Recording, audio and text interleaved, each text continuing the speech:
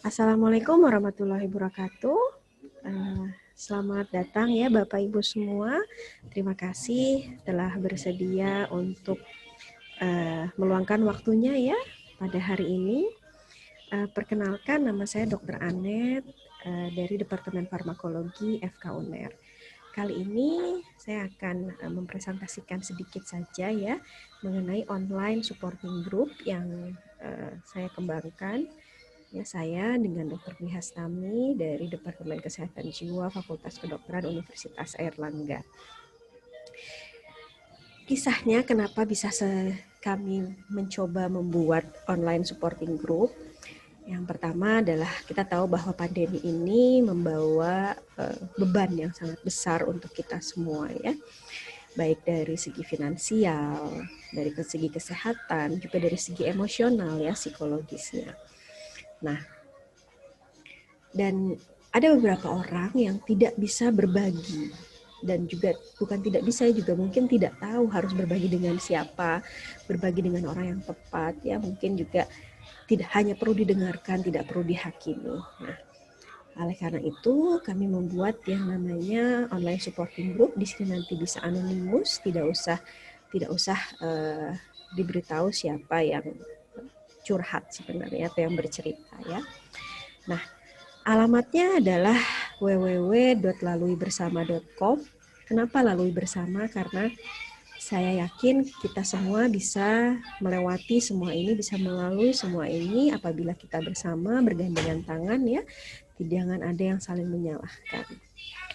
Nah, kalau misalnya Bapak Ibu tulis ya pada alamat ini, maka www.laluibersama.com, maka nanti tampilannya seperti ini. Sebentar. Oke, ini ya. Nanti ada di beranda, ini adalah tampilan beranda. Nanti di sana ada online mental health supporting group, kemudian di sini di bawahnya adalah sedikit perkenalan ya, ada artikel, ada berbagi, di sini nanti bisa berbagi kisah atau juga bisa menjawab ya, atau bisa membantu teman yang memang berbagi kisah ya. Kemudian ada kontak kami, ada kalkulator kesehatan mental juga ya. Pada beranda kami menjelaskan sedikit tentang COVID-19, tentunya juga Bapak Ibu tentunya sudah paham ya, sudah banyak sekali informasi yang beredar baik di media massa maupun juga di sosial media mengenai COVID-19 ini. Namun selain tentang COVID-nya, kemudian selain cara penularannya, kami juga menitik beratkan pada apakah sudah ditemukan obat anti COVID ya. Nah, ini yang karena pada pandemik ini juga terjadi infodemik ya, karena kita tidak bisa menyaring informasi-informasi mana yang sebenarnya benar, yang sebenarnya tidak dapat dipertanggungjawabkan, seperti itu ya. Seperti misalnya yang beredar bahwa suplemen ini, herbal ini bisa membunuh COVID ya, bisa menyembuhkan, bisa meningkatkan kekebalan tubuh. Jadi harus bahkan ini kalau misalnya biar nggak kena COVID kita harus minum ini gitu ya. Kemudian kombinasi obat A, B, C itu juga bisa sebagai anti COVID. Nah, sementara banyak sekali yang uji klinisnya juga masih berjalan, dan juga kemarin BPOM bahkan baru meng-approve ya penggunaan remdesivir dan juga favipiravir sebagai antivirus untuk SARS-CoV-2 ini ya. Kemudian juga kami menitik tekankan pada bagaimana sih kita dapat menghentikan stigma terkait COVID-19 ya. Karena biasanya pasien-pasien yang terkena COVID-19 walaupun dia sudah dinyatakan sembuh, masih orang lain menjauhi ya, baik tetangganya ya, yang dia jauhi cuma tidak hanya pasiennya tapi juga keluarganya, anaknya, seperti itu. Walaupun memang tetap harus physical distancing, namun bukan berarti sosial dan juga emosional distancing ya, dan bahkan menjauhi. Nah, stigma negatif inilah yang harus kita kurangi ya. Nah, kenapa seseorang juga bisa menghindari atau menyalahkan individu atau kelompok? Misalnya, wah ini karena ras tertentu. Ini kan pertama kali di negara mana, di daerah mana gitu ya. Nah, seperti itu. Makanya di sini kami mencoba untuk memberi dukungan secara emosional dan juga secara psikologis ya, dan juga secara farmakoterapi, karena memang itu adalah background dari kami. Nah, ini juga kemudian kalau misalnya nanti terus dikebawahkan itu nanti ada kontak kami. Kontak kami ini nanti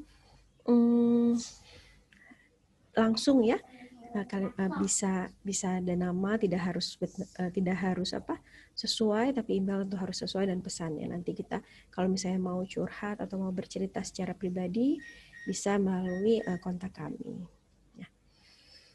Kemudian juga ada kalkulator kesehatan mental. Kalkulator kesehatan mental ini kita mengambil dari DAS 21 ya, depresi, ansietas, dan stress scale ya, ada 21 pertanyaan yang sebisa mungkin dikerjakan dalam waktu kurang dari 7 menit ya, jadi jangan terlalu banyak dipikir.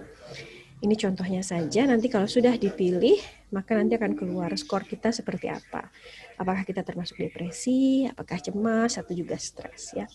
Kemudian nanti ada penjelasannya, kesehatan mental itu apa, depresinya bagaimana, cemas dan stresnya. Ya. Ini sebenarnya hanya screening saja dan bukan diagnosis ya, karena kalau diagnosis tetap harus bertemu dengan dokternya. Kemudian kalau artikel ya biasa artikel ya, nanti ada berita, kemudian penjelasan seperti itu. Nah, kemudian ini adalah fitur berbagi di laman berbagi ya.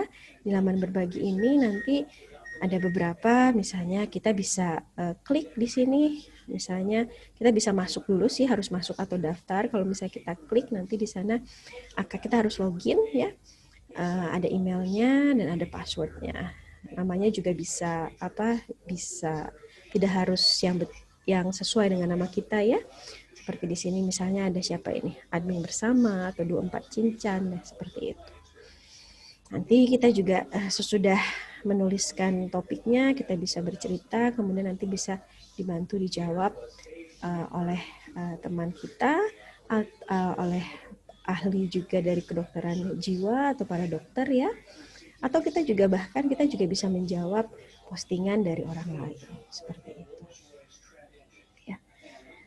Nah, seperti ini nanti kalau misalnya kita ingin bertanya sesuatu, kita bisa klik tanyakan sesuatu ya. Nanti di sini kalau misalnya sudah ada pertanyaan, nanti kita bisa menjawab ya. Jadi ibu-ibu, bapak-bapak tidak harus masuk ke berbagi ini, tidak harus selalu bertanya sesuatu, tapi kita juga bisa menjawab ya atau memberikan komentar. Ya, seperti itu penjelasan dari saya. Mungkin Bapak Ibu bisa langsung ya sekarang bisa mencoba mengunjungi www.laluibersama.com. Terima kasih atas waktunya. Mungkin akan ada yang ditanyakan. Assalamualaikum warahmatullahi wabarakatuh.